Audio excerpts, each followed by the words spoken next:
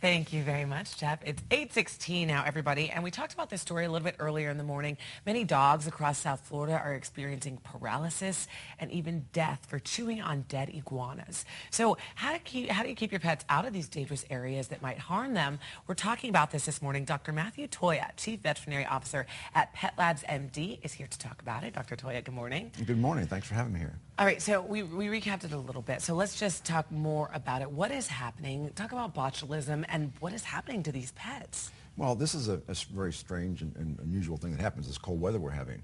I mean, besides the iguanas that are dying, I mean, they're cold-blooded animals, just as the sea turtles are cold-blooded, and they just can't survive in this type of temperature. Right. So they could become comatose, but also they will die because if they don't get their heat. The iguanas. The temperatures right. dip, the iguanas, they die, and then the pets mistake them for chew toys. Yes, they do. Okay. Well, I mean, obviously they chase them anytime they get a chance, but of course they're never going to catch an iguana because it's always too fast. But now, if they've died, right. And iguanas eat on plant food, and the plant food is a normal environment for this Clostridium botulinum organism. Okay, Dr. Toia, we've got to talk about how do you keep your pets out of this dangerous situation, because I know pet owners are watching and just terrified because they love their pets. Right. Well, this is the same thing as with the bufo frogs. They also cause the problem, but it's a matter of more common sense than anything else. For example, people that have a membership to or subscribe to Pet Labs MD, we send out newsletters. If there's an alert in a certain area, we will send a newsletter about that and how to prevent it, which basically is if you have a dog and during this time, keep them on a leash. Don't let them go out on their own.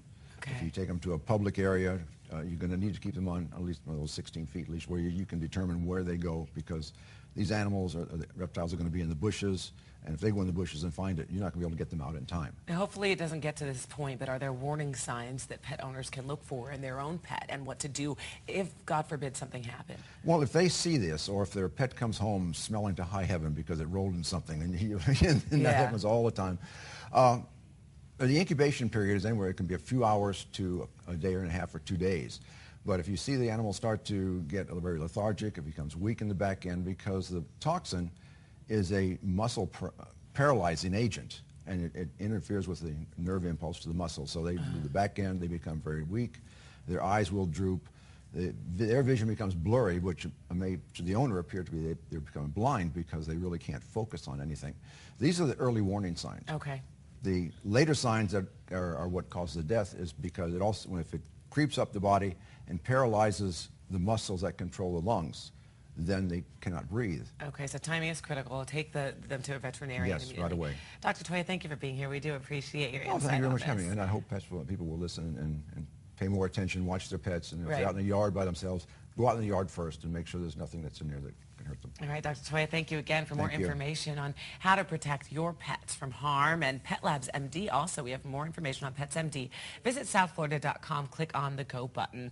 And do you worry about giving out your personal information online? We're talking about this one coming up. We'll go over password protection and find out what hackers are doing to try and break down your secret code. And coming up at the bottom of the hour, how a local business is making cuts to help quake victims in Haiti. All morning long, we've been talking about bumper-to-bumper eastbound Dolphin 836 because of a couple of accidents. Now we've got a Broward problem, eastbound 595 accident approaching Pine Island Road, blocking a right lane, stacking in the eastbound delays. The latest on your commute coming up.